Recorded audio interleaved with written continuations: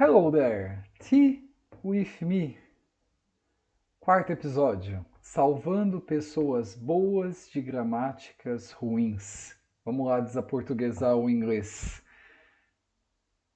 Hoje o oferecimento é dessa caneca que eu recebi da Escócia. Foi uma aluna minha que trouxe, Renata Castro. E aí a gente tem aqui o monstro do Lago Ness. Ele fala drunkenness, né? Tipo, bebida, né? Bêbado. Então, oferecimento hoje do Tea With Me, essa linda caneca que eu recebi da Renata. Vamos lá.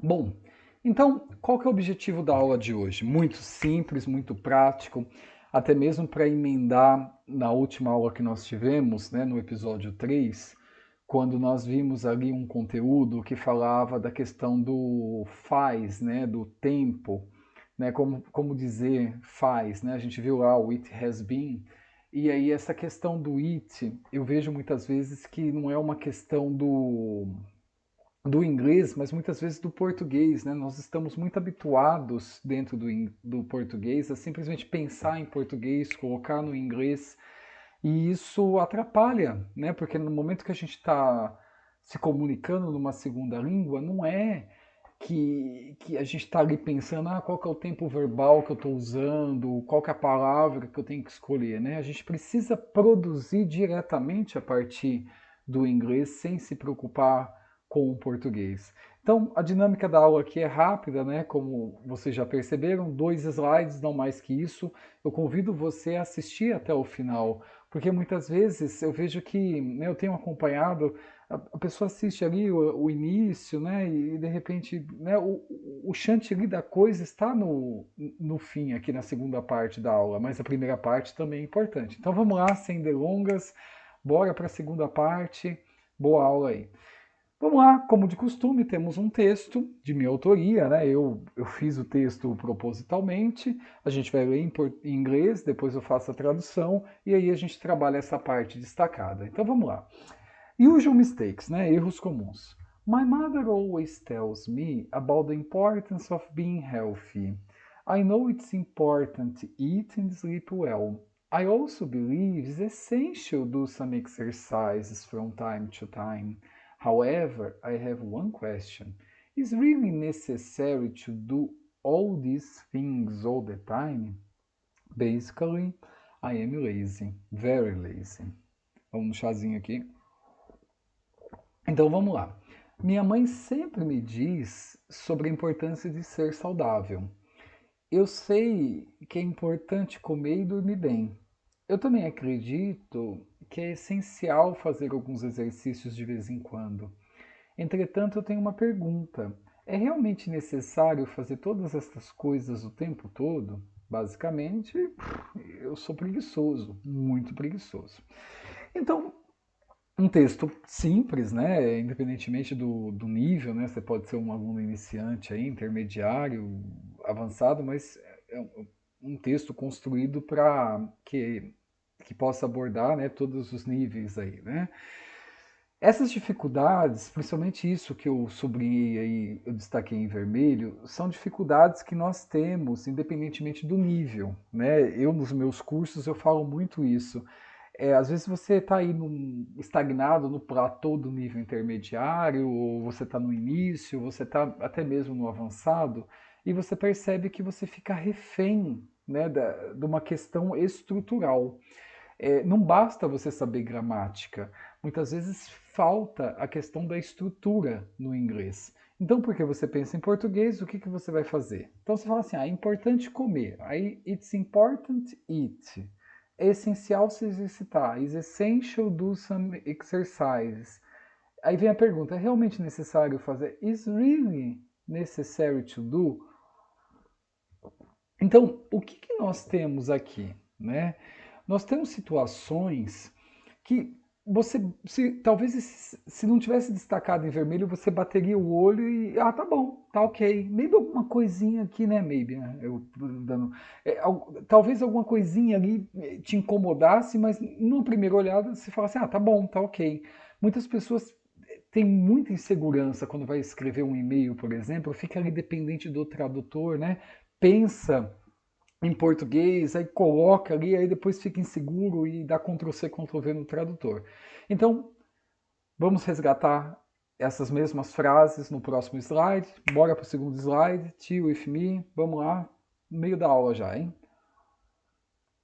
Então, o que é importante destacar?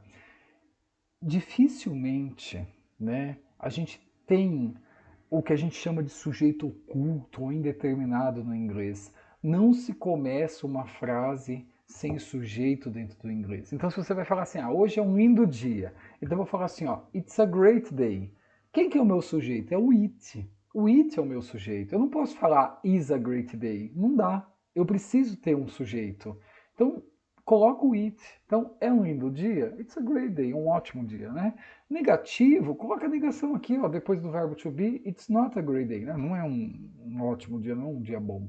Né? E a pergunta, joga o verbo to be para frente. Is it a great day? Isso aqui é basicão, né? A gente entrou e saiu da escola toda a nossa vida vendo o verbo to be. Mas o que é isso aqui importante? É importante quando a gente coloca um segundo verbo dentro dessa construção. Então, por exemplo, eu falar assim, é necessário fazer o seu check-up anualmente. It's necessary to do your check-up yearly. Olha a pronúncia, yearly. Se você falar early, sem o Y aqui, você está falando cedo. Na verdade, eu quero falar anualmente. Então, yearly. It's necessary to do your check-up yearly. Então, o que eu quero que você entenda com isso? Coloca o it na frente, tem o verbo to be, independentemente do que venha depois, se tiver um segundo verbo, esse segundo verbo tem que ter infinitivo. E a gente vai formar esse infinitivo com to.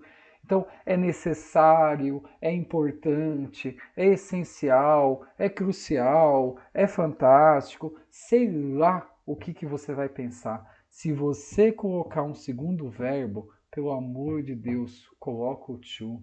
E na hora que você for fazer pergunta, de novo, inverte, né? Coloca o is na frente, mas não deixa de colocar o it. Se você falar assim, is a great day, cara, isso não é pergunta. Não é.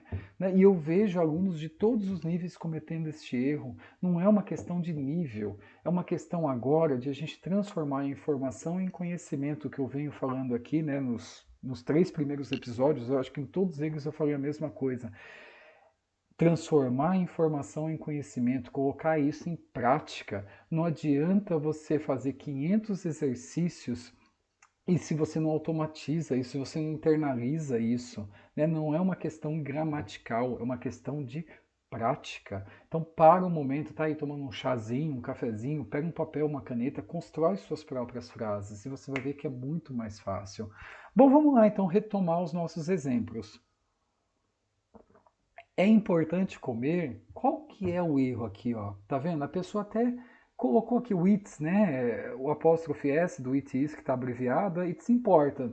Ele não é o meu primeiro verbo, o is? É. Quem que é o segundo verbo? O eat, comer. Mas tá vendo que eu preciso de ter um infinitivo aqui? Eu não tenho. Então, ó, it's important to eat. Pronto, agora sim. It's important to eat. Ok? Vamos para a segunda frase. É essencial se exercitar. Olha lá, só tem o is, né? Cadê o it? Não tem. Olha lá, o segundo verbo, o do. Cadê o to? Não tem. Então isso aqui, ó, is essential do some exercise, isso aqui é português, isso aqui não é inglês. Vamos colocar no inglês? It's essential to do some exercises. Olha como a forma como você coloca já fica mais sonoro, né? Fica mais inglês. Eu posso abreviar? Abrevia, não tem problema nenhum. Eu tenho alunos que falam assim, quando que eu abrevio? Quando se você sentir confiante para fazer abreviação. Se você não se sente confiante, não há necessidade de abreviar. Eles vão falar abreviado? Possivelmente, mas o mais importante é que você os entenda. Não necessariamente você precisa abreviar o tempo todo. Fique à vontade com isso. Jazinho tá bom hoje.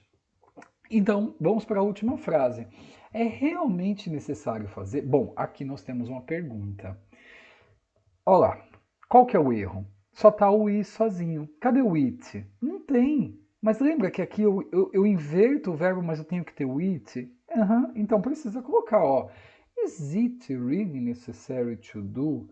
Então, uma dica que eu dou, né? Se na dúvida, você está com dúvida como formar a pergunta, pensa na afirmativa, como que você faria? Né? Se na afirmativa você faz it is, na hora de fazer a pergunta é só você fazer a inversão. Is it? E o que é importante? Não tem verbo auxiliar, não tem do, não tem does, não tem nada. Se você tem o verbo to be basta. Você não precisa de outro auxiliar, né? Então, são alternativas, né? Você vê como de uma maneira bem simples, bem prática, bem sucinta, a gente consegue pegar um tópico, né, e dar dinamicidade para a aprendizagem. O que eu percebo muitas vezes é que nós somos reféns, né? Reféns dessa quase dessa infantilização de aprendizagem que a gente acha que quando a gente chegar no livro 9, com o professor 99, da unidade 999, do curso 1009, sei lá, 9.999, vai dar um clique na nossa cabeça que a gente vai falar o idioma, vai falar igual a rainha da Inglaterra. E não é bem assim. Então, o que nós precisamos muitas vezes é colocarmos, né, prestarmos atenção de uma maneira prática, objetiva, adquirindo conhecimento, transformando a informação em conhecimento e colocando isso, né, em prática. Então, o que você pode fazer? Cria suas frases agora, né, qualquer coisa. Sei lá,